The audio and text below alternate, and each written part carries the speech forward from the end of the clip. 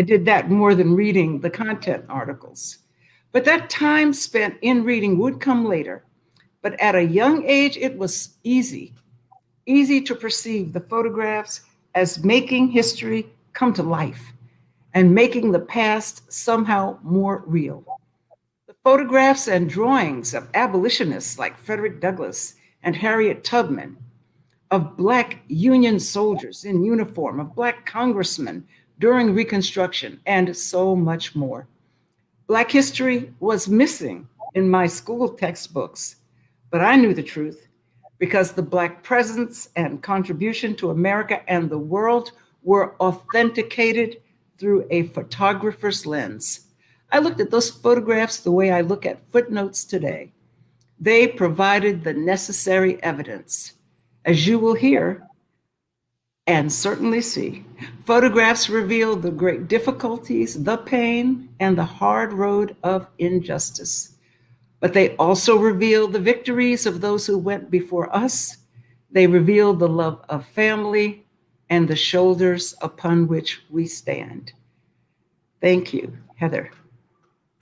Thank you, Evelyn, and thank you so much for sharing your personal stories and your insights with us. Your collaboration and that of ASALH's means so very much to PBS Books. Well, this evening, we'd also like to thank our library network across the country, as well as local PBS stations and ASALH TV for sharing the conversation with all of you. And thank you for joining us. Today's conversation has 4 featured guests. You've already met Dr. Evelyn Brooks Higginbotham, ASALH's president and contributing author. I'd also like to introduce another member of tonight's panel, and that would be Dr. Deborah Willis. She is the university professor and chair of the Department of Photography and Imaging at the Tisch School of the Arts at New York University and has been affiliated appointment with the College of Arts and Sciences, Department of Social and Cultural Analysis, Africana Studies, where she teaches courses on photography and imaging and cultural histories, visualizing the Black body, women, and gender. Her research emphasizes photography's multifaceted histories, visual culture, and photographic history of slavery and emancipation, contemporary women, photographers, and beauty. She has received the MacArthur Fellowship, a John Simon Guggenheim Fellowship as well. Dr. Willis is the author of Posing Beauty, African American Images from 1890s to the Present, and co-author of The Black Female Body, A Photographic History, Envisioning Emancipation, and Michelle Obama, the First Lady in Photographs. Professor Willis has curated numerous exhibitions and co-organized thematic conferences exploring imaging and the Black body. She has appeared and consulted on media projects, including documentary films, including American Photography, which is a PBS documentary. She is also an editor and contributor of today's book. Thank you, Dr. Willis, for being here this evening. Thank you. It's a pleasure to be here. I'm really excited to share this moment and National Photography Month, and that's pretty amazing to consider the way that we have found this day to share the research that we worked on for the past 4 years and unpacking and thinking and rethinking about how to tell this difficult and necessary story. Thank you. Thank you very much. Well, this evening we also have Dr. Sarah Elizabeth Lewis. She is an associate professor at Harvard University in the Department of History of Art and Architecture and the Department of African and African American Studies. She is the founder of the Vision and Justice Project. Lewis has published essays on race, contemporary art, and culture with forthcoming publications, including a book on race, whiteness, and photography, Vision and Justice, an anthology on the work of Carrie Mae Weems, and an article focusing on the groundwork of contemporary arts in the context of Stand Your Ground laws. In 2019, she became the inaugural recipient of the Freedom Scholar Award presented by ASALH. And Dr. Lewis is a contributing author to today's book. Welcome, Dr. Lewis. Thank you so much. It's such a pleasure and honor to be here with everyone. Well, thank you. To guide the conversation today, we have Ilisa Barbash. Ilisa Barbash is a curator of visual anthropology at Harvard University's Peabody Museum of Archaeology and Anthology. She has also co-directed award-winning documentary films. She co-wrote Cross-Cultural Filmmaking and co-edited The Cinema of Robert Gardner. Welcome, Lisa. Thank you so much for being here. Oh, thank you, Heather. It's really wonderful to be here and to be here with my wonderful, distinguished colleagues on this book. Well, you are both an editor and a contributing author of this important book. And this book, I know it contains early photographs, daguerreotypes. It has some of the most challenging images in the history of photography. I believe 15 daguerreotypes of men and women of African descent who were enslaved in South Carolina. I know that this book is extraordinarily sensitive and complicated to unpack, that this work took 8 years of work and represents the work of 23 artists and writers, scholars. What inspired you to work on this book and to collaborate with others, and how did you go about it? Well, these images are housed at the Peabody Museum, where I've been working for about 15 years. And I think that every single person who has encountered them sees them, is shocked by them, and is compelled to do something about them. And doing something about them could mean producing wonderful transformative artwork, such as Carrie Mae Weems's work, which we'll see a little bit later in the talk, or writing articles, or digging much deeper into the history of the individuals who are pictured in the daguerreotypes. So it took a number of years, a number of very talented colleagues, a couple of Radcliffe workshops, and a collaboration between Aperture Books and Peabody Museum Press to produce this book. And I also want to give a shout out to a number of students who had viewed the images in a class run by Professor Robin Bernstein, and they very generously shared their observations in short essays in the book. Thank you.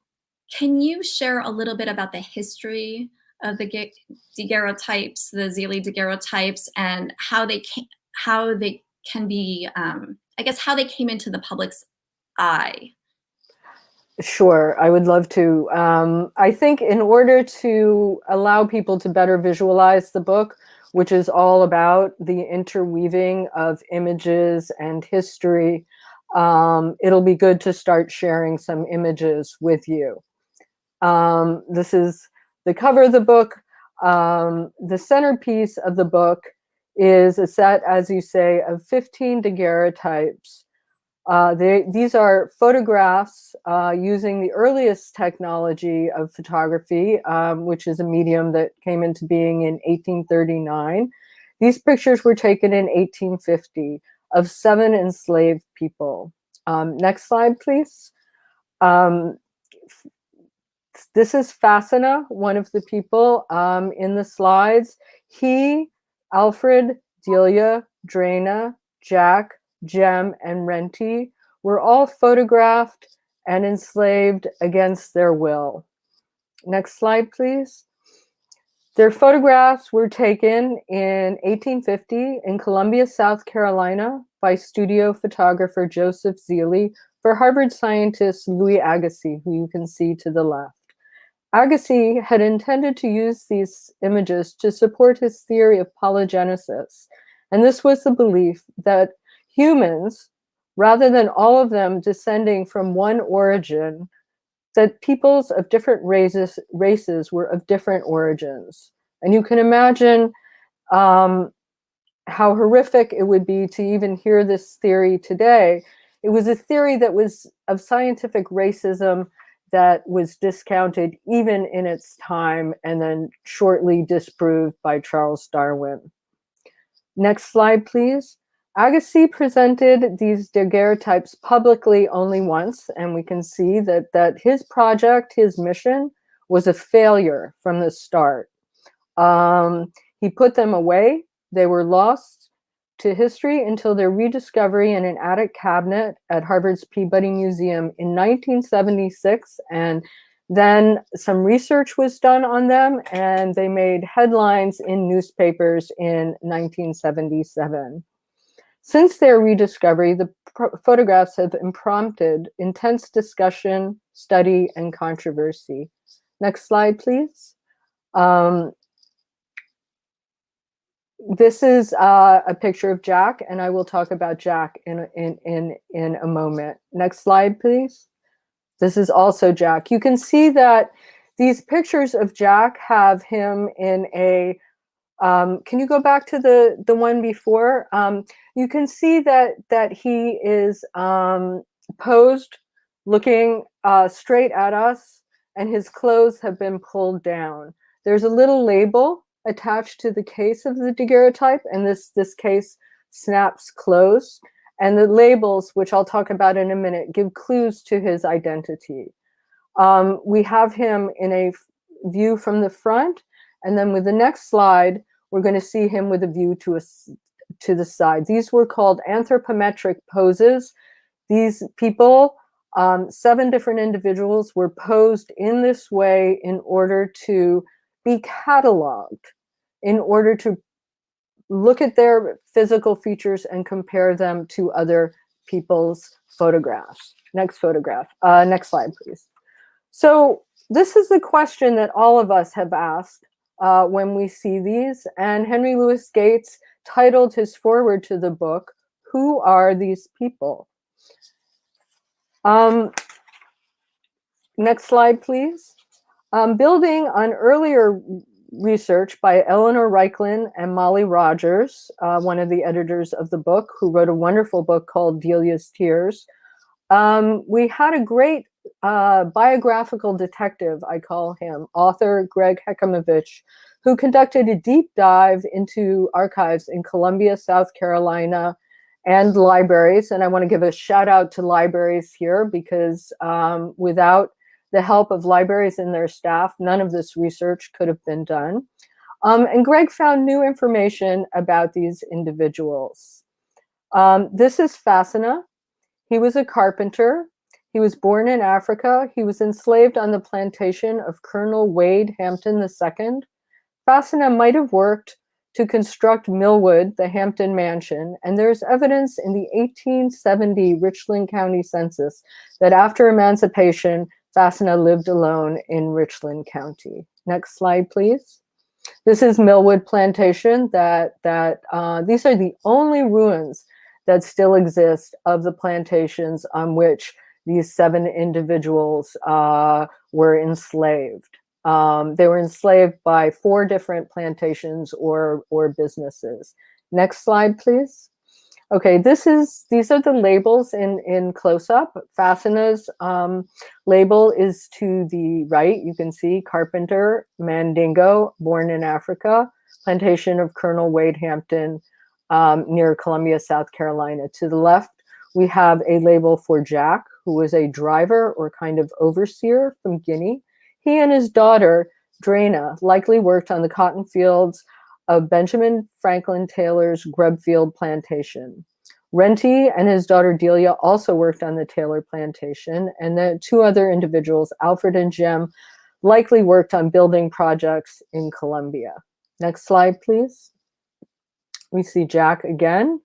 The book that we're about to talk about, or started talking about actually, explores the lives of these individuals as well as the impact these photographs have had and continue to have, next slide please, in the ongoing discussion of race and racial justice in the United States.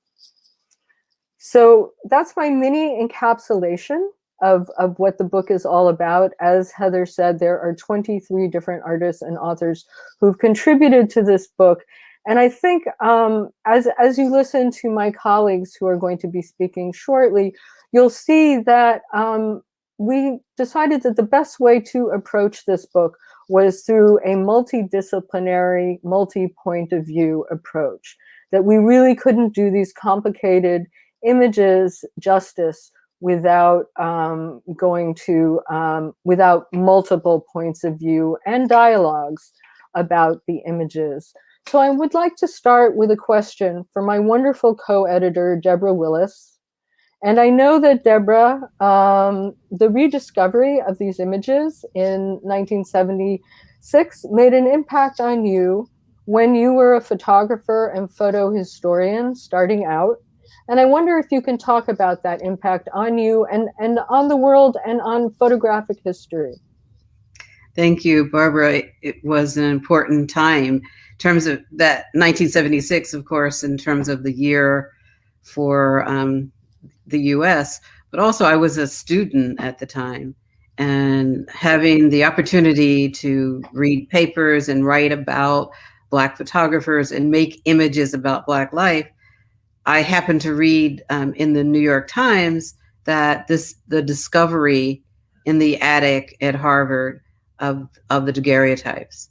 I read about it. I was struck by the narrative of the discovery, but also the types of images that were presented and representing Black people during slavery.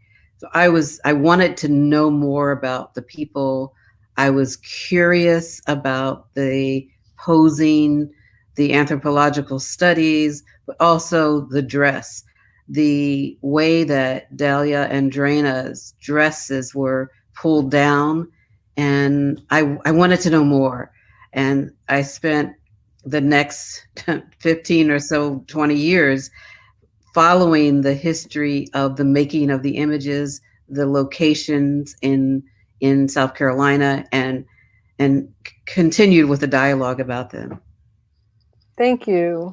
We will talk more about that, but to move along, I know, Deb, that you have taught with these images, and Sarah Lewis has taught with these images many times at Harvard.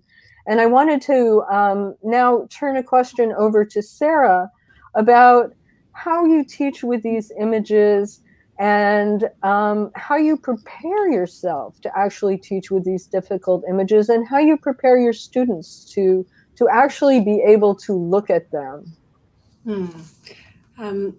Thank you for the important question. And the framework that I use for teaching, I think, is important just to top line here. How have the arts, how has visual representation allowed for and constructed and critiqued our representational democracy? This is the primary question of the courses that I teach. And so it's also important to remember that students, I think, are living in a moment in which we understand the importance of discernment. We are in a crisis of regard.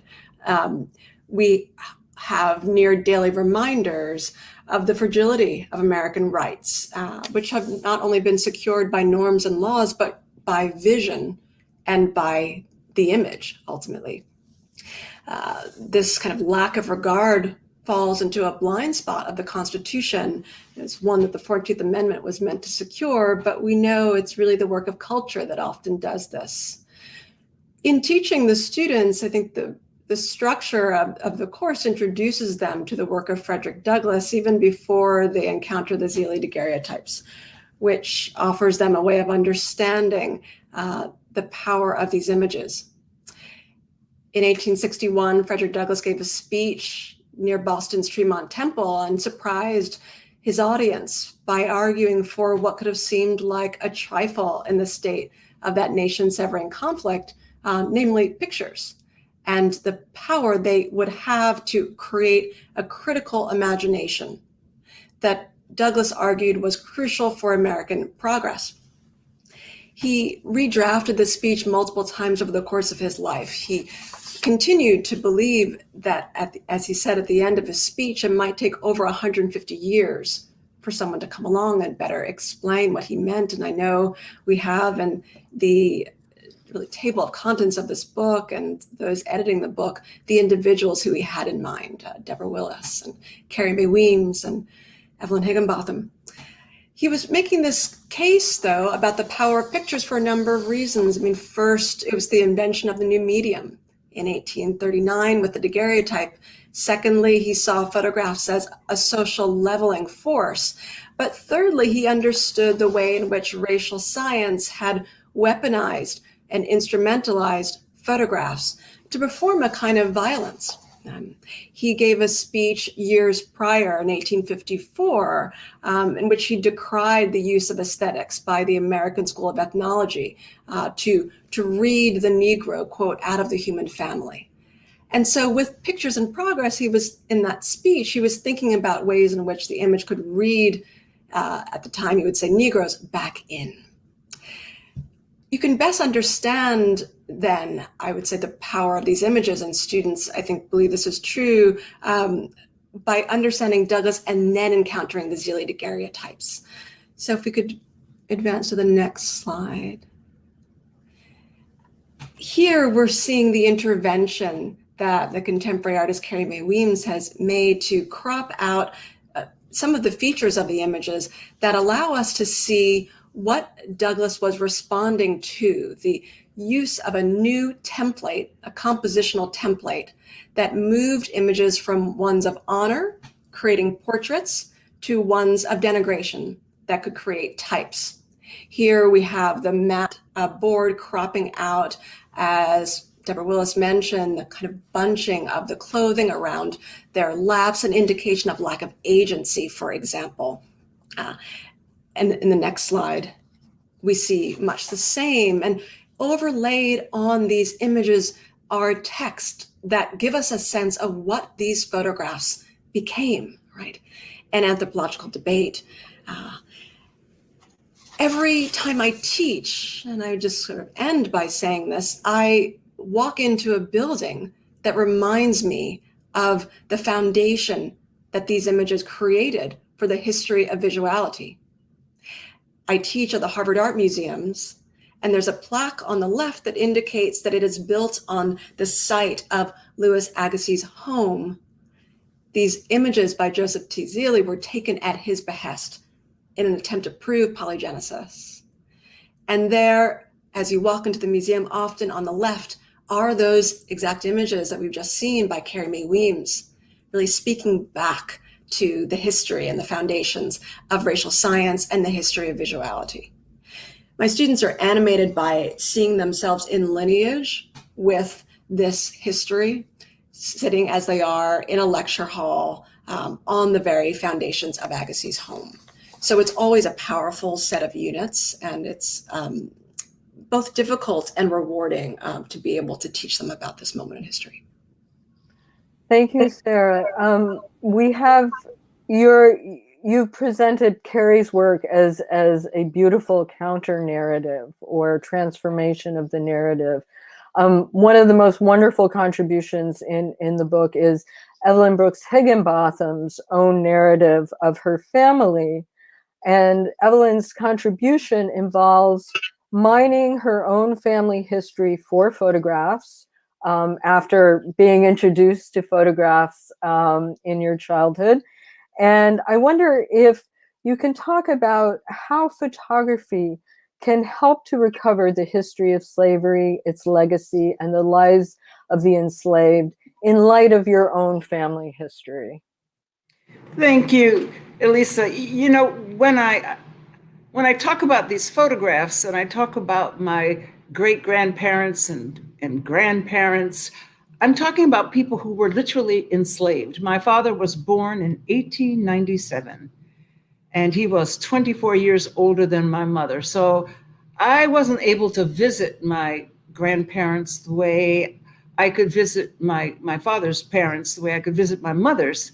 And yet it's through photographs that I got to know them. And I got to know them as children, which is really unusual. As a child, seeing my grandmother, Eva Holmes Brooks, and Eva is a little girl. In this picture, Eva is the little girl. She is my father's mother.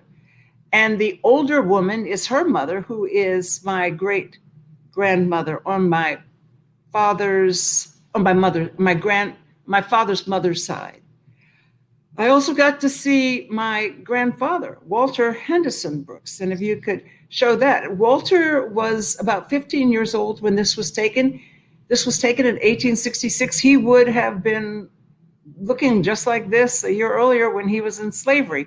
And so their story is a story that tells not just simply about children during slavery, but it also tells you about the difference in the types of slavery that existed. Because my history goes back to Richmond, Virginia, the most industrial of the slave cities. And so because it was so industrial, my grandfather was literally owned by a tobacco factory. He was owned by an institution.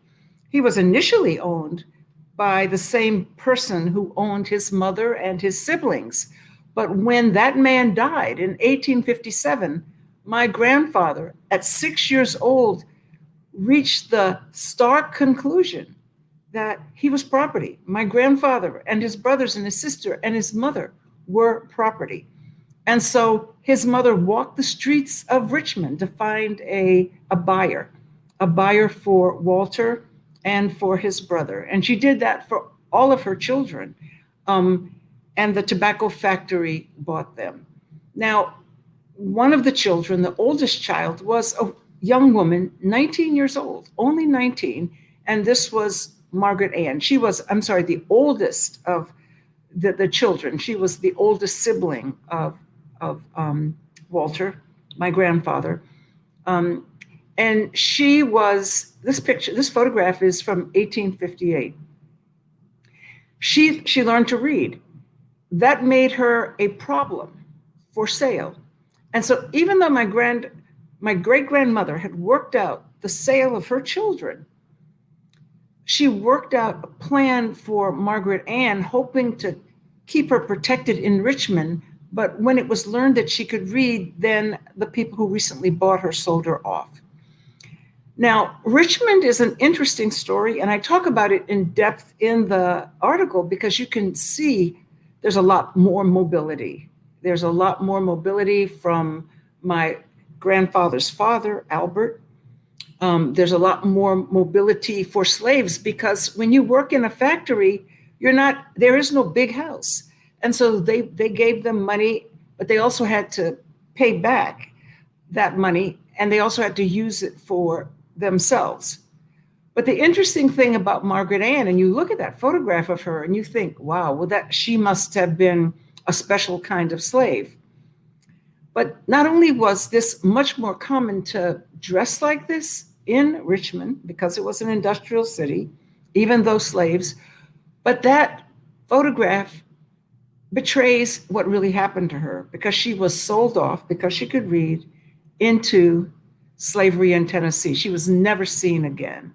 And my grandfather wrote this. He said, "It was not until after the Civil War my mother and father learned of her death. If we only knew where her lifeless form is buried, we'd mark the spot and tell our children's children of her taken away." And so my father and a lot of the Brooks family, they tell the story of Margaret Ann. And it was much later. I was in my 30s when I finally saw this photograph of Margaret Ann. And I say in the book how I was overcome by a powerful emotion because I'd heard so many years about the sister of my grandfather being sold away. And finally seeing her, I felt she'd come back home.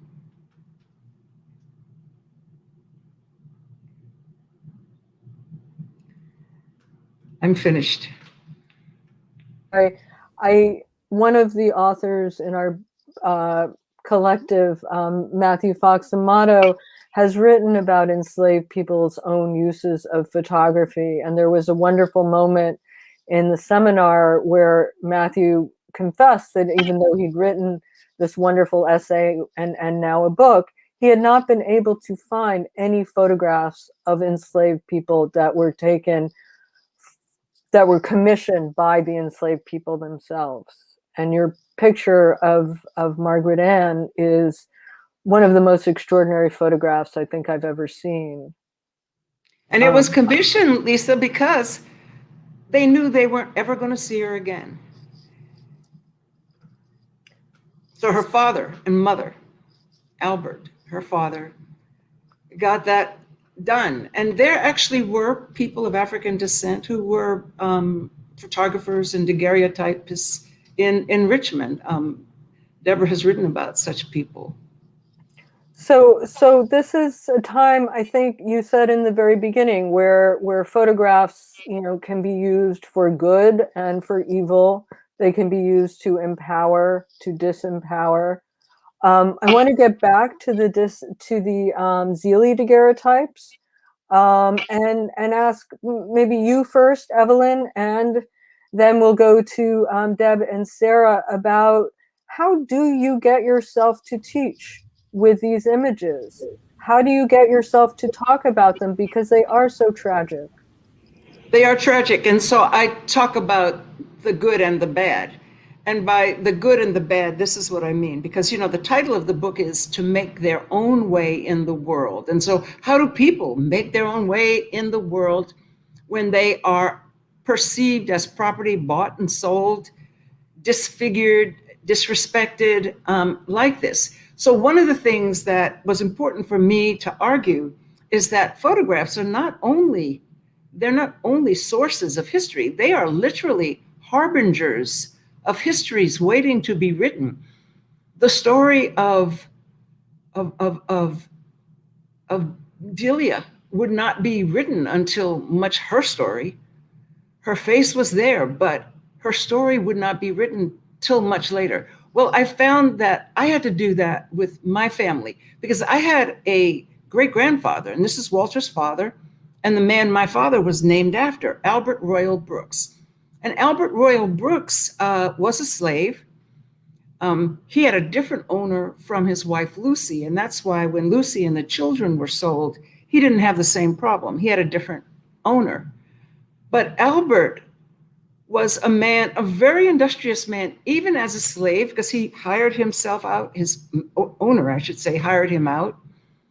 And so after the war, Albert, and this is how I first discover Albert, my father is teaching me about the man who's named after him, or he's named after, I should say. And so my father said, well, that is your great-grandfather, that man sitting there, third from the left. And you can see this is a man of African features. He looks not much different from the slaves of Renty and Fassena and others. The big difference is that he's got on clothes.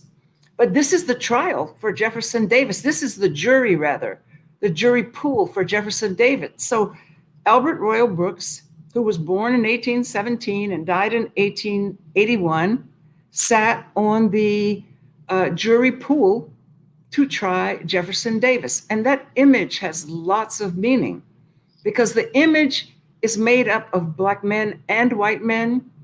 And it was a way to look at the New South, this picture in 1867. The trial never took place, but that image very much bothered the legal team of Jefferson Davis. The other thing is looking at the Lucy.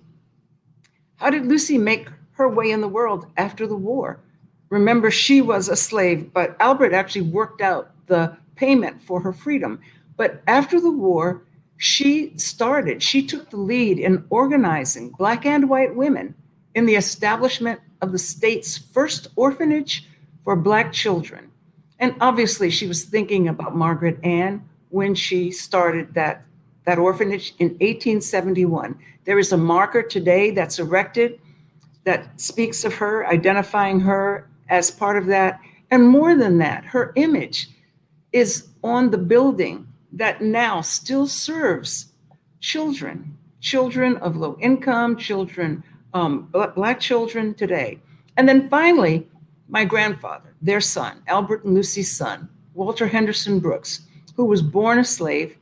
He becomes educated. He goes to Lincoln University in Pennsylvania, and then he moves to Washington, D.C. to pastor the 19th Street Baptist Church. He went there in 1882. By 1909, he's doing amazing things with that church. One of the reasons I wanted people to see this image of the church calendar is because you see that he is the face of the church, that he has a central image. But even more interesting than that, historians will only later write about what we see in this photograph, because what we see is a calendar for raising money to meet the social needs of Black people. And at the very bottom, it talks about the church dispensary. In 1909, this social gospel Black church actually has a health clinic. And in that health clinic, because it's written about in an article that says strong pastor of a strong church, it describes the clinic as having a free dispensary under the care of a dozen physicians, a pharmacist, trained nurses, and dentists. So when we think of churches even today that are now sponsoring vaccines, we can look back, and as early as 1909, we know they do that because of this photograph. Thank you. Thank you so much, Evelyn. I think I have a couple of housekeeping things. One is that I'm supposed to weigh in with a reminder that if you've just joined us, you are watching PBS Books. And this is a program about the book To Make Their Own Way in the World, The Enduring Legacy of the Zealy Daguerreotypes. What I'd like now is to ask Deb and Sarah together, starting with Deb, to talk about Carrie Mae Weems. And we have some slides of Carrie Mae Weems's work. And I know the two of you talk about Carrie Mae Weems all the time, and if the two of you can perhaps, starting with Deb, have something of a conversation and tell us about why we are even talking about Carrie Mae Weems in the context of this historic book, this book about history. Well, I really love listening to Evelyn's family story. It's central to what we're doing today. To the fact that Carrie is able to reimagine a woman's story through dress, through performance, but also through identity. And why these images to me are important is the notion of humanity, that we have seen images of Black people that rarely had an opportunity to see the depth of their humanity. And even though the images were made to dispel and to create a negative or see Black people as subhuman, it didn't happen. We see their humanity in the posing. We see their references to their bodies, and if we can go to the images of Carrie. So here we see place, and the central part of Carrie's story is, sitting upon the ruins. We see this representation of a woman who is not only inside the house caring for the house, but also reflecting on families who left to go to Tennessee, who were sold off in other areas. So Carrie is giving us an opportunity for us to reflect, but also pronounce the humanity of the women, but also the beauty. And we know that the women are, and we go to the next slide, are making clothes. They're making the curtains, they're cooking in the kitchen. So they're creating a space for white families to survive, but also they're creating a space for them.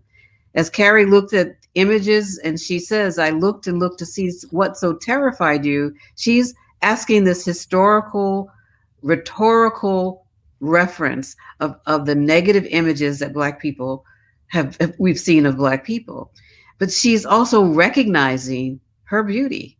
And I love this image. I love the antebellum type quilt. And so she's honoring the work of women, of Black women specifically, but also the style that's created that shows the beauty of the body. We can go to the next slide. When we see this image here by Henry Moore, who felt it important to document during the Civil War, not only the soldiers and the sailors, but he was interested in the land. And he was from New Hampshire. He was interested in who's coming north after the war. They wanted to see, and these images were souvenir images, but they were also images as documentation.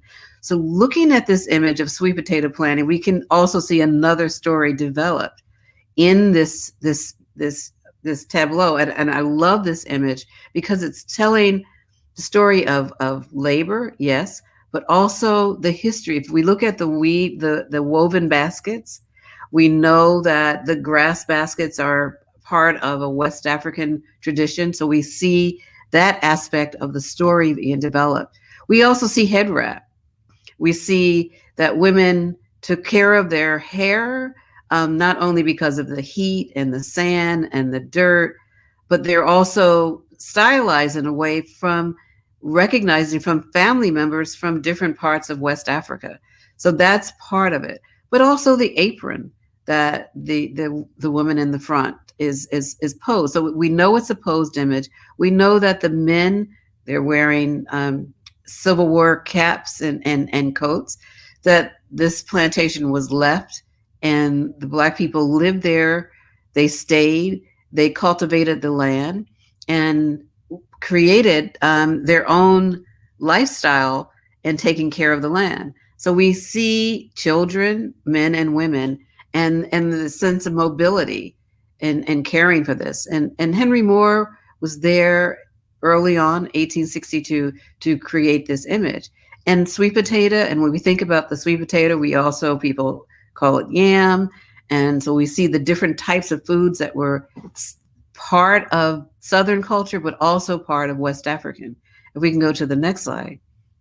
So here Carrie uses this image and she explores the aspect of what it means to pose, but also the blood that she uses, the red as a reference for the life blood of these people.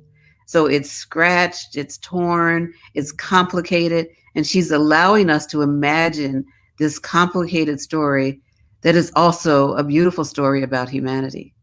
Next slide. She also moves not only from South Carolina, but also to Louisiana. And she has a project is titled Louisiana Project, where she's also wearing just kind of a white dress that she allows it to flow through a memory. And we can go to the next slide. To the experience in South Carolina. So she's using this as a journey, a time journey, as a time traveler in the past, but also a time traveler through photography. We know that there were houses that were built for Black people to pray, to sing. There were spaces for ceremonial spaces for burial ground. And Carrie is documenting these moments of peace and solace, but also memory. And the praise house, when one walks in, that is a sense for a space for reflection. And here we see the two together. And the next slide. I think that's it, Deb, Yeah. for Carrie's work. That was amazing unpacking of Carrie's work. We have questions from the audience, and Sarah, as an historian, art historian, perhaps you can answer this question. And it's from Anthony on Facebook. He says, "I've been reading a book, Race After Technology, and he says the book discusses problems with how darker skin tones may have come out in early color photographs, and is interested in knowing how the evolution of photography has impacted the ability to document people of color. Is that something Sure. you can address? Sure, I've researched this and written about this, but if I may, I'd like to just continue on to the salute of Carrie Mae Weems first, and I can address that question as well, because we're really here gathered also because of the courage it took for her to address these objects as photographs that should be understood as shaking the ground of history. Carrie Mae Weems is someone who one of my students has described as an oracle. When she came to my class, that was the way in which the student felt so moved and affected.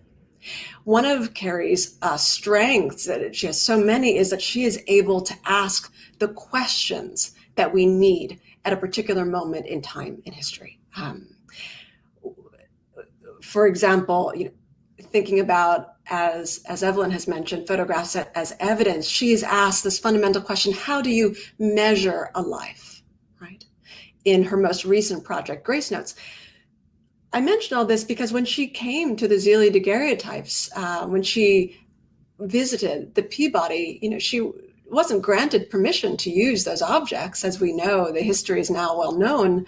She effectively wrested them from the archive and used them in a photographic series that then resulted in this question about whether she should be sued or not for a violation of that contract. And that kind of moral courage, because as she saw it, she might not have a legal right to the objects, but she had a kind of moral right to interrogate their place in history, is the kind of leadership that the arts offer during moments of crisis or kind of sedimentation in history. So she's an extraordinary artist who I think has forced us to reckon with history in many ways.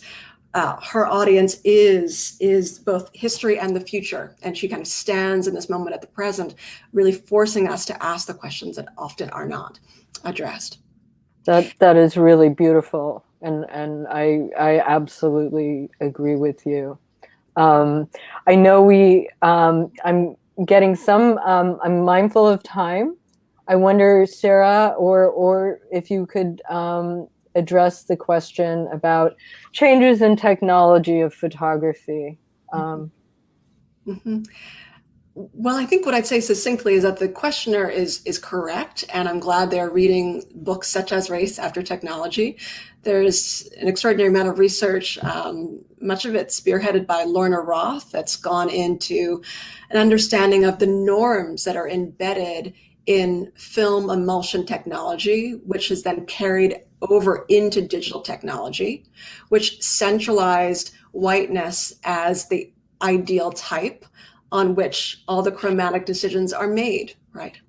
A good example of this is to just look up after the talk, the Shirley card, which was used to kind of define an idealized skin tone. And Shirley was a woman who was white, upon whom developing labs would calibrate the chemicals in Kodak and Fuji and all the other film technologies. It actually took, as we know from Roth's research, furniture companies and chocolate companies complaining to Kodak that they couldn't adequately show the variation in their goods, the wood and the chocolate, for Kodak in particular to respond and to change the chemical makeup of film emulsion technology to better accommodate skin tones like mine, right? And I know that technology was Kodak Gold Max, and was the only film that growing up my family would use to capture the range of our skin tones. And that history is still with us, in our smartphones, in every time we take a photograph. So we are looking at the history of racial science. We are looking at the history of race effectively every time we just use the kind of quotidian daily things we use to capture our daily life. Now, I wonder if there's so much more to say here about the opportunities that this offers in terms of correction, and the opportunities that photographs give us in general to document a more full history that has been captured. But to answer that particular question, you do need to go back to that almost unbelievable moment, right? Wonderful answer. I have there's a question about what photography equipment looked like back in the day of Zealy. Deb, can you describe very briefly, because we have 1 minute, what Zealy's studio might have looked like? Yeah, large format camera that stood probably mid-chest, and the camera was a large box in terms of type, and on stanchions, which would tripods, and sometimes the models or the poser, the subjects had guards to hold their bodies still. So there were different types of cameras during that time, but they were difficult to create and make, not only for the technology, but also for the people being photographed. So imagine they're also looking into their history and the future through these images. So it was cumbersome. And it would be kind of painful, actually, to sit still for the amount of time it would take for Yes. a good exposure. Yes. And that is one of the interesting things also to think about with the Zealy daguerreotypes, is people had to hold their position, sometimes, pressed up against a brace, in order to make sure that their photographs wouldn't come out blurry because of the long exposure time. Well, we have 30 seconds left. Why is it important that Evelyn's essay is significant for this book? Dress. When we see the dressed body in that essay and the undressed body throughout this book, we began to have a different dialogue about how the enslaved body also wanted to present themselves. So I just want to thank you, Evelyn, for a wonderful contribution to our project. Well, thank you, Deb. I just also want to say this, and it's a tribute to Deb, that when I found the photographs, well, I didn't find them; they were in my family. But the photographs, often on the back or at the bottoms, they have the names of the photographers.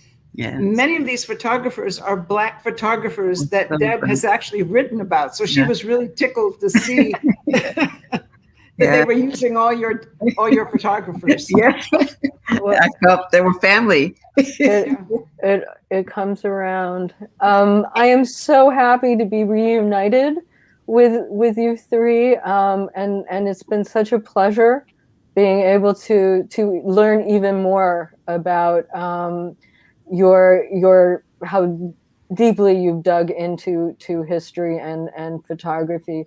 I think we've got to start heading out now. I'm not sure how Heather is going to do this, but thank you all very much. Heather, we'd love you to join us now. Thank you. Thank you. So we are at the top of the hour and we need to close the conversation. I'd like to thank Lisa, Deb, Evelyn, and Sarah for your tremendous insights, your amazing work on this topic, sharing with us the power of photography, both the good and the bad, the power of memory, and how art can transform bad things and spark dialogue for today. So thank you so very much for that. We also wanted to thank Lisa for guiding the conversation and bringing us on this journey. We hope you will continue to join PBS Books for these important conversations. So until next time, we look forward to our next conversation and helping to make your life a little more enhanced and enriched. Thank you so very much for joining us, and from PBS Books, have a good evening.